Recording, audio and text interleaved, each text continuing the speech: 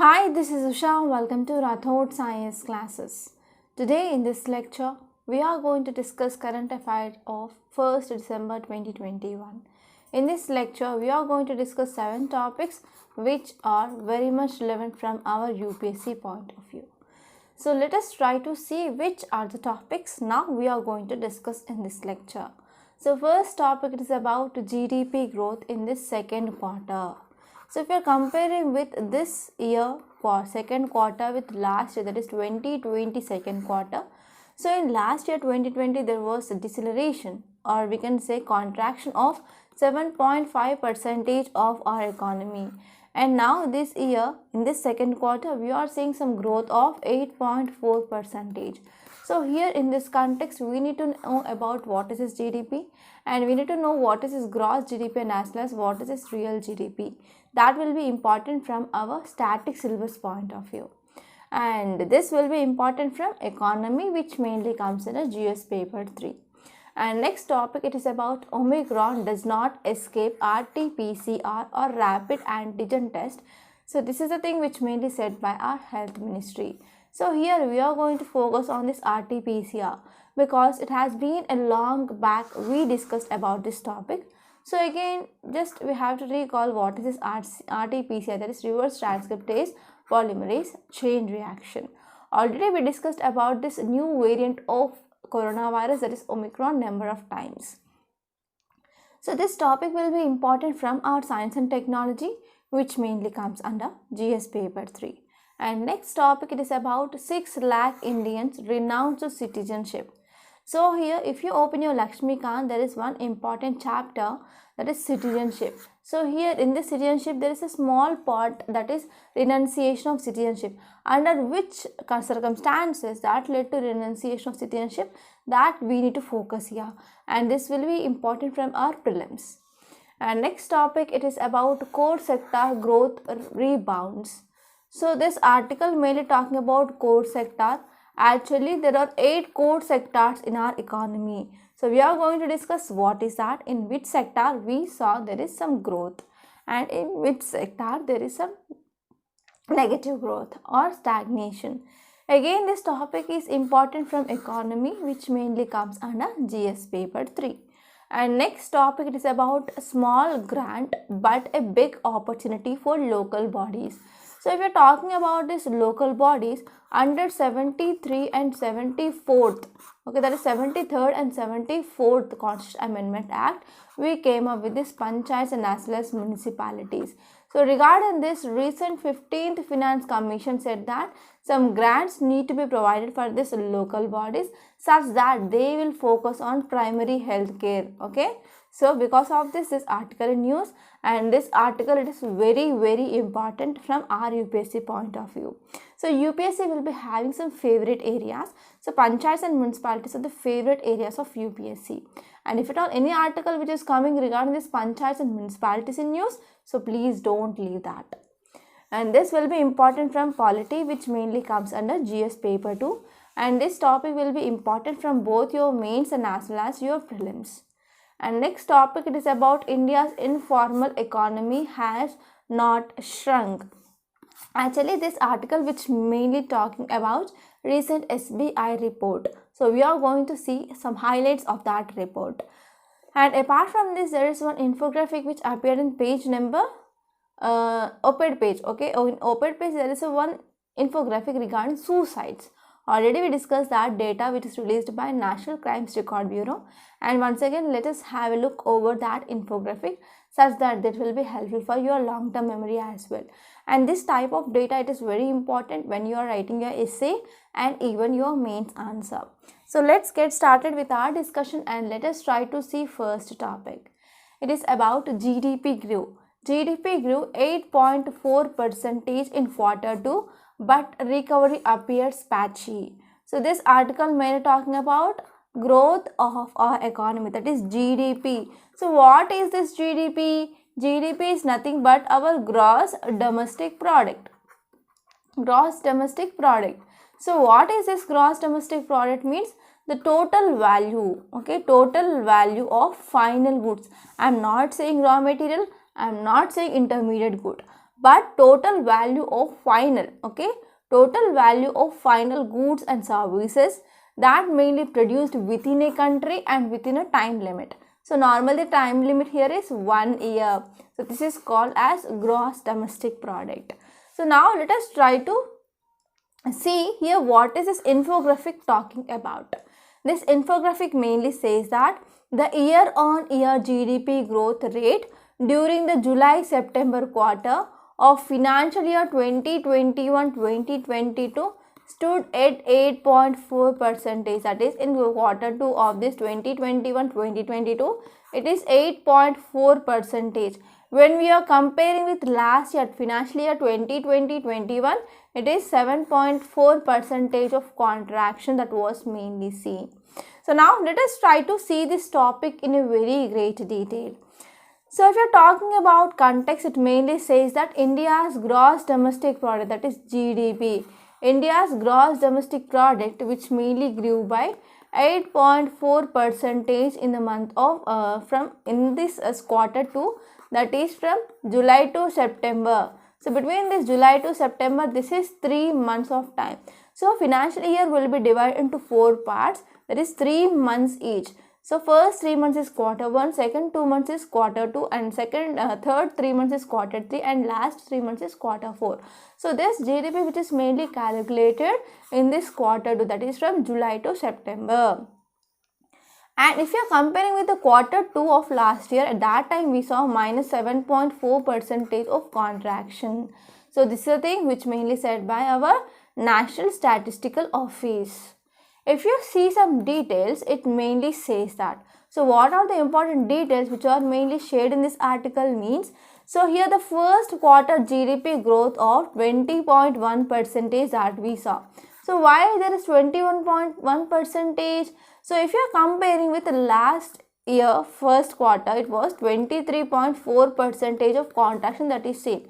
So because of relaxation of this COVID-19 regarding restrictions, so because of this, that led to some business push-up. So because of this business push-up, in this first quarter, we saw growth of about 20.1 percentage.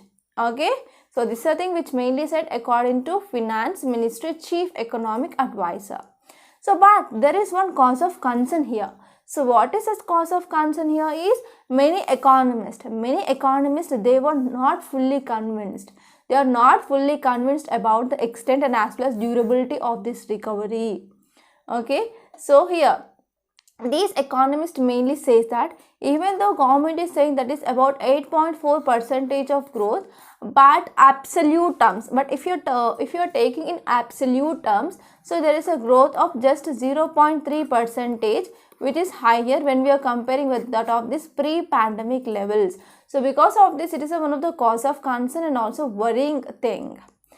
If you are talking about why there is this growth or GDP growth, because of increasing of private consumption. So private people spending which had been increased. So because of this, we can see some growth. But here one more thing you need to be noted here is private consumption spending that is still below this pre-COVID-19 levels because of no proper employment, and especially in some sectors like construction sector, contract intensive sector and retail sector, in some hotels, tourism sector, so they are not yet fully recovered. So these are some important things which mainly said in this topic. And now let us try to see some facts regarding this GDP. So what is this GDP? That is gross domestic product. As I said earlier, gross domestic product which mainly refers to total market value of final goods and services within an economy. Okay. So here how can we calculate this GDP? So this GDP can be calculated in two types. First one is nominal GDP, second one is real GDP. So what is the difference between this nominal and real? You have to know, because this might be a potential prelims question as well. So if you are talking about this normal GDP, it mainly refers to GDP at current prices. Okay, it is mainly at current prices. For example, I will give you a small example. So till day before yesterday, cost of tomato, it is, let us take rupees 100 in market. Okay, So I am calculating cost, or I am seeing the cost of tomatoes day before yesterday. Today it is like 30 rupees, but 2 days or 3 days back it was like 120 rupees and 100 rupees in Hyderabad. So what happened here, I am taking the price that is 3 days ago price, that is 100 rupees. But if you are taking about the base year, okay, so if you are considering the base year, that is 2012, for example, I am taking this is a base year. So in this base year, the tomato price here is, let us take 15 rupees. 15 rupees whenever we are taking one base year, and if you are comparing the GDP at that year, that is called as real GDP. Okay, so this is the difference between this nominal GDP and as well as real GDP. And now let us move on to next topic. So the title says that Omicron doesn't escape RT-PCR. So what is this RT-PCR? Reverse transcriptase polymerase chain reaction. And what is this RAT? That is rapid antigen test. So if you want to go for RT-PCR, it is somewhat costly when we are comparing with that of this RAT, that is a rapid antigen test. So if you are going to any government hospital, or if you want to go for testing whether you are having this COVID-19 or not, so normally they will insert a cotton swab into your nose or into your throat, and they will be removing some secretions of your body, and they will be testing. So within 5 minutes they will be telling the result whether you are positive or negative. So that is a rapid antigen test. That means antigen will be identified very rapid. But in this RT-PCR, we are going to remove the sample either from the upper respiratory tract or lower respiratory tract, and from that sample we are mainly separating proteins and everything. We are extracting only RNA, and this RNA will be done reverse transcriptase, and we are mainly generating number of copies of that DNA, and later on what happened, we are mainly identifying how much percentage as well. So this is the RT-PCR, and RT-PCR, it is very much costly than compared to that of this rapid antigen test. So if you see here now, one of the important cause of concern here is new variant of this coronavirus, and the name which is given by WHO is Omicron. So what happened, why it is very much cause of concern? Because there are more than 50 mutations are seen in this Omicron. So this is one cause of concern. And just in this spike protein, which is mainly present on the surface of this coronavirus itself, there is more than 38 mutations are mainly seen. So because of this, whenever there are high number of mutations is happening, so whatever the medicines that are available in the market, and whatever vaccines that we already took, and whatever the antibodies which are already circulating in our body, they may not identify this new variant. Again, we will get ill due to this Omicron. So this is the one important cause of concern. So because of this, even Indian government, which is came up with a number of guidelines in international travelers as well. So we discussed those topics in our yesterday's and day before yesterday's lecture as well. So now let us try to see what is this article talking about. And this article will be important from science and technology, and also we can connect this topic with health, which mainly comes under GS paper 2, and science and technology comes under this GS paper 3. If you see context, it mainly says that new COVID-19 variant, name here is Omicron. So this is a new coronavirus variant, does not escape reverse transcriptase, okay, RT-PCR, that is reverse transcription polymerase chain reaction, and even rapid antigen test. So in this both tests, that is RT-PCR test and even in this rapid antigen test, we can identify this Omicron. So this is the thing which is mainly said in context. And if you see further more details, it mainly said that our ministry, our health ministry instructed states to ramp up testing, that is to increase the testing for prompt and as well as early identification of cases. So why? If there is no proper preparation now, mainly to control this new variant of this coronavirus, then there will be also a possibility like we can also go for imposition of lockdown, third phase of lockdown. So whenever this third phase of lockdown is imposed, means that will lead to destruction of our economy once again. So because of this, health ministry instructed states to ramp up testing for prompt and early identification of any cases. and even states, they are advised for prioritized testing of passengers from not at risk countries also as part of ramped up testing by the state. So as of now, there are about 14 countries. In those countries, there is this Omicron variant was found. So here, if at all travelers who are coming from other countries, even those countries are not at risk also, they need to go for testing. So this is a thing which mainly said by our health ministry. And now let us try to focus on this. What is this RT-PCR test? So you might have already gone to this rapid antigen test. Every person they had went to this RAT, rapid antigen test, right? So now we need to think about RT-PCR, because we discussed about this RT-PCR I think 1 year ago. So it has been a long time and many of you might have forgot what is RT-PCR. So it is time for revision for this RT-PCR once again.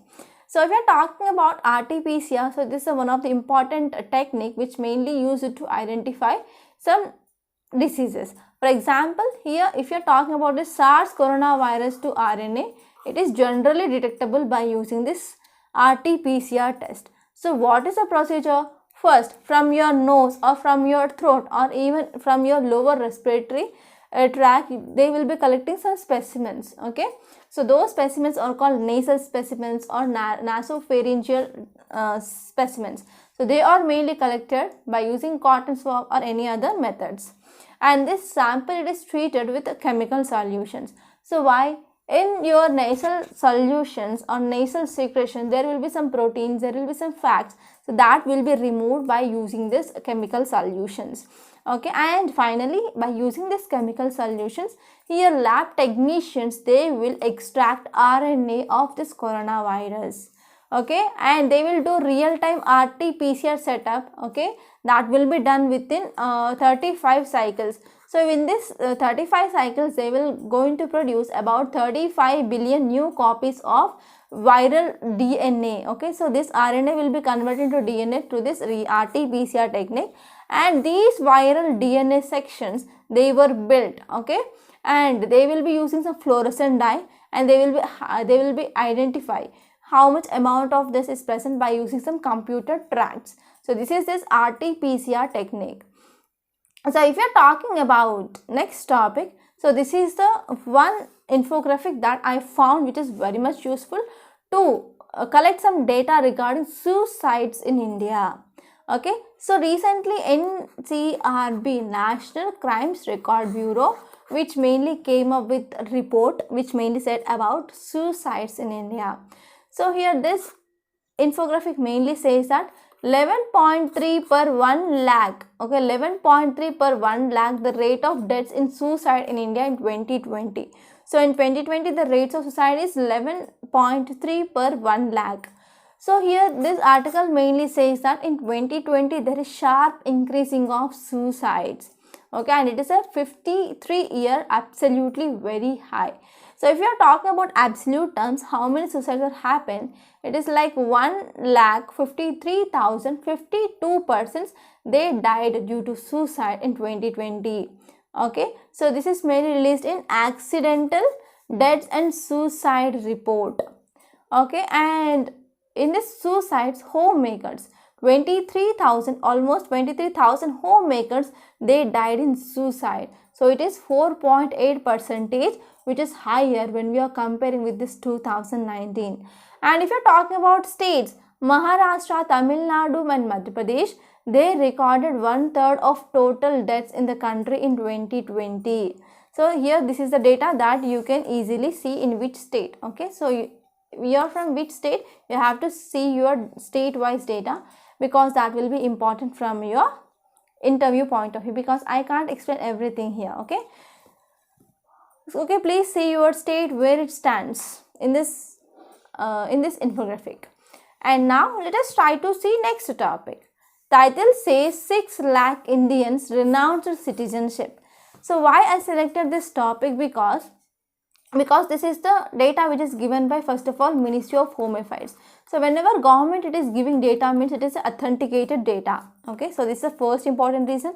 And second one is, if you are going through this citizenship chapter in your Lakshmikant, here you will be coming about this small subtopic, that is renunciation of citizenship at last. So here you need to know what are the important characteristics, or what are the important things that is leading to renunciation of citizenship, that you need to remember. So because of these two reasons, I selected this topic for discussion. So now let us try to see this topic. Actually, this topic will be important from our polity point of view, which mainly comes under GS paper 2. And this topic will be important from prelims and as well as mains. So in mains, how this topic is important? Because I will be giving you one question. Here union government has power regarding the citizenship and it overrides states. So in this way, here you can see union government which have higher power, that is parliament having higher power regarding the citizenship. So in this way you can get a mains question from this topic. So now let us try to see this topic in a very great detail. If you see context, it mainly says that more than 6 lakh, okay, more than 6 lakh Indians, they renounced citizenship in past 5 years. So in past 5 years, there are 6 lakh people. That means annually I can say like 1.25 lakh people, or 1.15 to 1.20 lakh Indians, they renounced their citizenship. And this is the thing which mainly said by our Ministry of Home Affairs. So if you are talking about details, it mainly says that this year till September 30, about 1,11,287 individuals, they gave up their citizenship. Okay, so it mainly says that in this year till September 30, there are about 1,11,300 citizens, they lost their citizenship. They gave up their citizenship. Okay, it is not lost, they gave up their citizenship by their own. So the reasons for the large number of Indians they surrendering their citizenship, it is not mentioned actually. So as you all know, winter session it is going on. So in this winter session, so this is the thing which mainly said by your Home Ministry. So one important reason that might be here is they mainly acquired foreign citizenship. So if they are acquiring foreign citizenship, why they are renouncing Indian citizenship? So one important concept that you need to remember regarding the citizenship here is, so in India we follow single citizenship. So if they are getting citizenship of foreign country, they need to renounce their Indian citizenship. So it is one of the important reason, it might be, okay, it might be the one important reason, that is acquiring of foreign citizenship. So now let us try to see some constitutional provisions and some facts regarding this renunciation of this citizenship. So first, if you are talking about this constitutional provisions, so citizenship which is mainly listed in union list, okay, which is mainly listed in union list under our constitution. So here extensive or exclusive jurisdiction of parliament which is mainly seen. So according to schedule 7 of Indian constitution, we have mainly 3 lists: union list, state list and as well as concurrent list. So regarding the union list, whatever the subjects are present, so the law making power and jurisdiction which mainly comes under our center. So regarding the state list which mainly comes under our state, and concurrent list, in this both center and as well as state have the power to make laws. So as the citizenship mainly comes under this union list, so it will mainly comes under the exclusive jurisdiction of our parliament.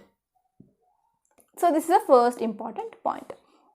And next one is, the constitution does not define the term citizen, but details of various categories of persons, they are entitled in our part 2 of our Indian constitution, and especially article 5 to article 11 which mainly deals with this citizenship regarding provisions. So I already discussed detailedly regarding this citizenship in our polity lecture series of Lakshmikant. So please you can go back there and you can check this lecture once. Okay. And if you are talking about facts regarding renunciation, so here mainly done by 3 important processes. So first one is voluntary renunciation, next one is by termination, and the third one is deprivation by government. So voluntary means if I am acquiring citizenship of USA or if I am acquiring citizenship of any country, so I will renounce citizenship of India. So here this is the one important thing. So there is a one important concept here you have to remember regarding this voluntary renunciation. If I am having a kid, okay, so I am taking citizenship of USA for example. So my kid, okay, my minor child, so child is who is a minor of for example my kid. So when I am relinquishing the citizenship of India, so every minor child of that person also loses Indianship. That means my child will also loses Indianship. But whenever my child grow up and my child got 18 years means, so here if he want to take Indian citizenship, he can resume, my child can resume this Indian citizenship. So this is a one important concept that you need to remember, and in this way many students they will be confusing in this point. And next one is by termination. So the Constitution of India, which mainly provides a single citizenship but not dual citizenship. That means a person who has to get only one citizenship at a time. Okay, so it means mainly an Indian person can only be citizen of one country at a time. Okay, so this is about by termination. And next one is deprivation by government. So what is this deprivation of government means? Government of India may terminate, okay, Government of India may terminate citizenship of India, okay, when the citizens who disrespected the constitution, who disrespected this constitution, at that time Government of India may terminate the citizenship of India. And next one is if he or she obtained citizenship by fraud, okay, by fraud means that is also lead to termination of citizenship. And within the 5 years of registration or naturalization, whenever a citizen who has been sentenced to 2 years of imprisonment, then that condition also leads to renunciation of citizenship. And next one is citizen has been living outside India for 7 years continuously, also they can lose citizenship of India. So these are some important facts that you need to remember regarding this topic. And now let us move on to next topic. Title says core sector growth rebounds. So if you are following our channel continuously, you might be knowing about this, what is this core sector and what is the mnemonic I gave to remember this core sectors. And also we discussed about IIP, Index of Industrial Production, everything. But if you are new to our channel, again we are going to discuss about this core sector. So students who already know about this core sector, don't feel be bored. So it will be helpful for your revision and it will be helpful for your recalling of the things that you already had studied. So now let us try to see this topic in a very great detail. So actually this article mainly says that core sector growth rebounds. That is, there is some amount of growth that is seen in this core sector. So this article, it is important from economy point of view, which mainly comes under GS paper 3. Right? So now let us try to see context why it is in news. It mainly says that India's core sector output, okay, India's core sector output growth accelerated in month of October. So in month of October there is growth that is seen in some core sectors, okay, and there is expansion of these core sectors. Actually in these core sectors we are having 8 core industries, and in these 8 core industries there is expansion of about 7.5% of growth that is mainly seen, especially in some industries like cement, coal, refinery products, electricity.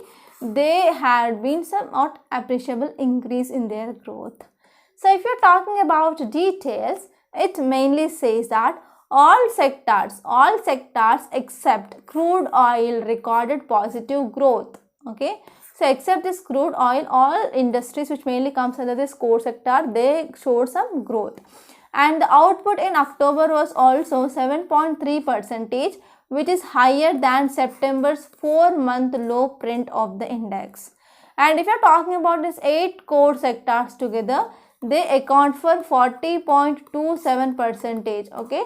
They account for 40.27% of weight of items, which mainly included in this IIP, Index of Industrial Production. If you are talking about the coal and cement production, which also grew by 14.6%, that is coal, and cement is 14.5% of growth. Okay, so this is about some data. Actually, remembering of this data also, it's not important because it will be changing continuously. You have to know whether there is a growth or whether there is a contraction in this core sector. That's it. So if you're talking about some facts regarding this core sector, so we are having 8 core industries, and these 8 core industries which mainly contributes for about 40.27% of weight of items under this IIP Index of Industrial Production. And these 8 core sectors mainly include coal, crude oil, natural gas, refinery, fertilizers, steel, cement and electricity. So how can you remember? That is FERNS, ferns, 3 C's. F for fertilizer, E for electricity, R for refineries, N for natural gas, S for steel, and 1 C for coal, 1 C for crude oil, okay, and 1 C for cement. And if you are talking about what is this index of industrial production, so this index of industrial production, it is an index. So here this index which mainly provides some details of the growth of various sectors, for example mining, for example electricity, and as well as manufacturing. Okay, so the All India IIP Index of Industrial Production is a complete indicator, and this index which mainly helps for measuring the short-term changes regarding volume of production in this industrial products. Okay, so this index of industrial production will be published by Central Statistical Organization, that is CSO. So these are some important things that you need to remember regarding this topic, and I hope it is very much clear. Now let us try to see next topic. Title says small grant but a big opportunity for local bodies. So actually what is this article regarding? So this article, it is regarding to this 15th Financial Commission grants for this local bodies. So what are all comes under this local bodies? So you have to go back to background and you have to refer 73rd and 74th Constitutional Amendment Act. So this 73rd and 74th Constitutional Amendment Act of this 1992, which mainly deals with panchayats and as well as municipalities. So regarding this panchayats, even in our Director Principles of State Policy, so there is one article which is mainly talking about this panchayats. So let me know which article in our DPSP, that is Director Principles of State Policy, which mainly comes under Part 4 of Indian Constitution, talks about this panchayats. Okay, so that is your homework. So now let us go into this topic and let us try to see this topic in a very great detail. So actually you know that recently in early November 2021, a potential game changing and as well as a transformative development that went. Okay, so that is about releasing of some grant. So it is about rupees 8,453 crore to 19 states. So this is a grant especially for health. Okay, it is also called as health grant for rural and as well as urban local bodies. So in rural areas we are having panchayats and in urban areas we are having municipalities, right? So Department of Expenditure, which mainly comes under Ministry of Finance, which mainly released about 8,453 crore as a grant to 19 states recently in early November 2021. So as part of this health grant, rupees 70,051 crore which is to be released over 5 years. So out of that some amount is released. So this is mainly released due to some recommendations of 15th Finance Commission. So here another more homework I want to give you here is, so please refer what are the recommendations of this 15th Finance Commission. So we already discussed about this topic in our earlier lectures. So it is your work to revise that.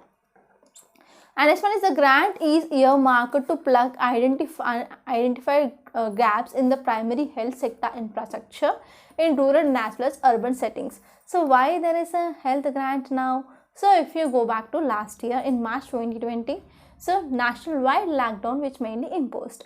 So because of this national-wide lockdown, here people especially from rural areas, they cannot go to urban areas for especially for any other some health emergencies and for multi-speciality hospital. Because of imposition of lockdown, there is no transport and everything. So here the people especially they face a number of issues regarding improper healthcare. And this COVID-19 also taught us what are the gaps that are present in our healthcare infrastructure. So at that time there were no proper beds, okay, there were no proper available beds in the hospitals, and there is some shortage of supply of oxygen, everything. So these are the some loopholes which are present in our healthcare, which mainly taught by this COVID-19. So because of this, grants may be released mainly to fulfill these gaps. If you're talking about some background regarding this urban local bodies and as well as rural local bodies, so we need to talk about the 73rd and 74th Constitutional Amendment Act of 1992. So it led to panchayats in rural areas and municipalities in urban areas. So they mainly focusing on, and their primary responsibility here it is to deliver primary care and as well as public health services. But in 2005 we also came up with this National Rural Health Mission. Okay, in 2005 there is also launch of this National Rural Health Mission. So it is mainly focusing on primary healthcare system in India. So however, what happened in urban areas, residents are not equally fortunate when we are comparing with that of these rural areas, because here National Rural Health Mission, which is mainly focused in rural areas but not in urban areas. So here, if you are talking about in 2017-2018, 25 years after this constitutional amendments, that is 73rd and 74th constitutional amendment, so here urban local bodies and as well as this rural local bodies in India, they were contributing just 1.3% and 1% on this healthcare. So if you are talking about especially regarding this urban settings, most of the local bodies, they were spending less than 1%. That means, so how much amount of this urban local bodies they are spending for just for street lighting? So less than that they are spending in this healthcare. So here finally author mainly says that, so both urban and as well as rural local bodies, they need to focus on health services. Okay, so this is the thing which mainly said.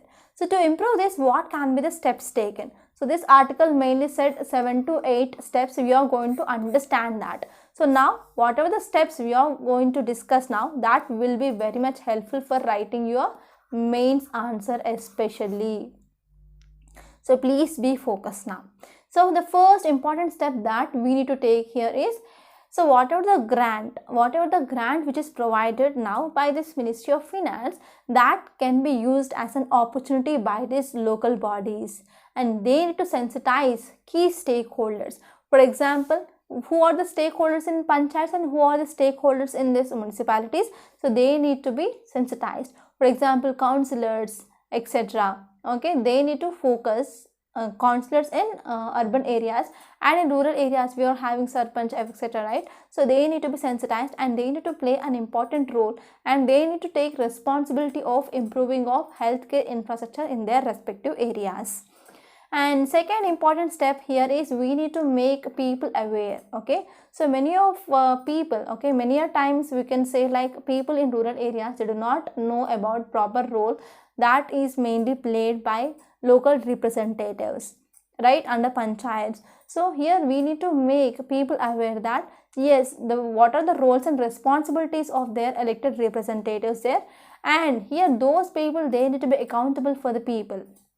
And next one is civil society organizations, and even there are many NGOs they are working there, even there are many pressure groups are there in areas. So they need to play an important role in raising awareness, okay, about the role of these local bodies regarding health especially, and they need to make them accountable, and they need to even monitor the progress of healthcare infrastructure in their areas. So here here civil society organizations can also be played important role. And next one is 15th Finance Commission grants, they should not be treated as a replacement. So whatever the amount these panchayats and as well as municipalities they are spending, they need to be spent. Okay, they also should spend their amount along with this grant which is provided by this 15th Finance Commission, and there should not be a replacement. And next one is mechanisms for better coordination. So we need to come up with a better coordination mechanisms, and we need to include multiple agencies in rural areas and even in urban areas. and whatever the actions that need to be taken, that should be time bound action. That means so and so time limit they have to do this development. So in this way we can go for measuring of indicators as well. And next one is local bodies, they remain health greenfield areas. Okay, so here the young administrators in charge of rural local bodies and as well as urban local bodies, they need to motivate these councillors and as well as panchayat raj institution members etc., such that they can develop this innovative health models in their areas. And next one is, before this novel coronavirus pandemic started, a number of state governments and as well as cities, they had planned to open various types of community clinics, and they need to go for opening of this community clinics as well. So this is gist of this topic. I hope it is very much clear. And now let us try to see next topic. Title says India's informal economy has not shrunk.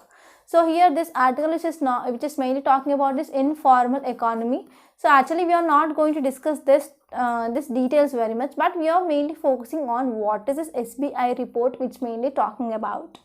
So this article will be important from our economy point of view, which mainly comes under GS paper 3.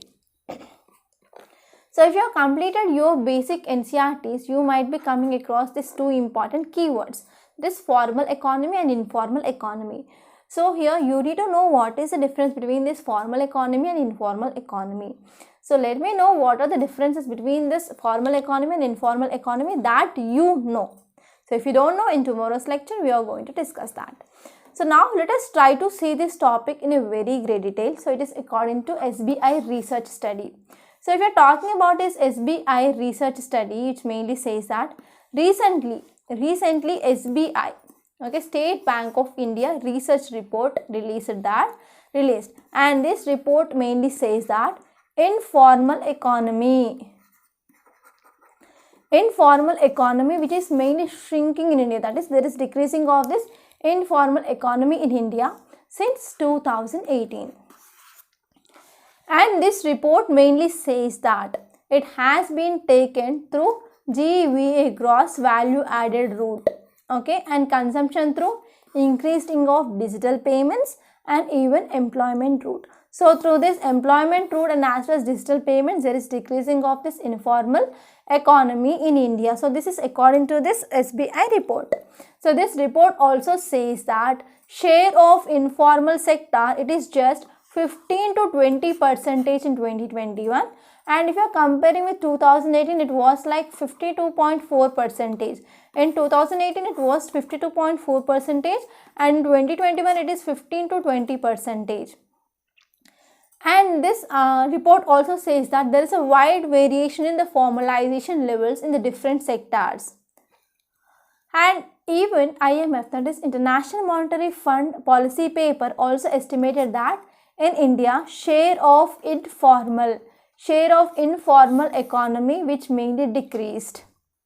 And not only this IMF, but even National Sample Survey of 2014 also said that around 93% of workforce and their livelihood mainly through this informal workers. Okay.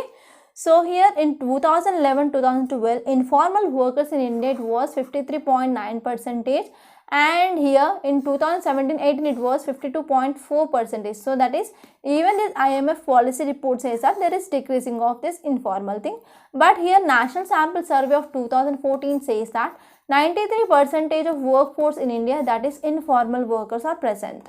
So the share of unorganized sector which is high in which sector? That is in agriculture sector. So in India, not in India, even in any economy in any world, so we are having mainly primarily three sectors: primary sector, secondary sector and tertiary sector. So primary sector which mainly deals with agriculture and allied activities, and secondary sector which is regarding manufacturing, and tertiary sector regarding services. So in agriculture we can see most of the unorganized sector, because we will be going for sowing of crops in different seasons like Kharif season, Rabi season and as well as Ziyad. So if you keep Ziyad aside, so most of the crop that we get during this Kharif and as well as Rabi season. But whenever agricultural laborers who are working or who are tenants, they will be having work only in this Kharif and as well as Rabi season. So other times they will be not finding any work and they need to go for normal day wage labor. So because of this, most of this agriculture sector that we can see like unorganized sector. Okay, and this agriculture is followed by trade, construction, real estate, professional services, etc. So if we're talking about some highlights of this SBI report, which mainly says that the share of unorganized sector, it is highest in agriculture. Okay, because already you know that one important problem in India's agriculture is there is no segregation of land. That means there is a small and fragmented land that is present. So because of this, so we can see most of this unorganized sector that is seen in this agriculture. So agriculture followed by trade, construction, real estate, professional services, etc. And this report also estimated that about 1.2 lakh crore of cash usage has been formalized since COVID-19 pandemic. So since this COVID-19 pandemic, about 1.2 lakh crore of cash usage has been formalized. And if you're talking about formal agriculture credit, that mainly has even grown. So even in this agriculture sector, also formal agriculture credit, which mainly increased, that is about rupees 4.6 lakh crore between 2017-18 and 2020-21. So even if you are going for any petrol bunk and if you are filling your bikes or vehicles with the petrol, so you are also using cards there and you are using QR code scan. So here in this petrol and as well as diesel also there is increasing of digital payments. And since 2017-18, a lot has been changed in our economy landscape. And even IMF has noted that formalization of economy has increased since adoption of GST and even enhanced digitalization and also demonetization. So these are some important reasons for this decreasing of informal economy. But this is not accepting in this article. Okay, so this is the thing that you need to remember. So here we are going to see what are the highlights of that report. We are not going to take any personal opinions because personal opinions will not be much useful for your UPSC. So what is important from UPSC? We are discussing that. Okay, so apart from this, there is one article regarding Afghanistan which is present in editorial page. You can read that. Okay, so by this I am concluding today. So before concluding, I want to make a small announcement. So we came up with this prelims test series and as well as mains answer writing course, and even we are having foundational course and individual courses as well. So this prelims test series, it is very beneficial and the cost is just 5,000 rupees and you will be getting 30 tests and it includes CSAT and as well as GS. Don't underestimate this prelims test series. And mains answer writing course is also one of the excellent course, and I will assure you 100% you are going to complete your syllabus in 1 year and you are going to write each and every topic at least one question from each and every topic. And we are having case studies and as well as essays, and there will be evaluation. We also provide you model answer. And also we are having foundational course. It is more than 700 hours. And if you want to take individual courses like geography, ethics and economy, history, you can take that, and the prices is very affordable and you can't get this low price. If you search in even any institute, you can't get these prices. So the details of these courses and pricing of these courses are given in description box. So please see that once and try to join these courses. That will be very beneficial. So by this I am concluding today. I hope you enjoyed this lecture. Please subscribe to Rathod's IAS and don't forget to like, share and comment my videos. Thank you so much.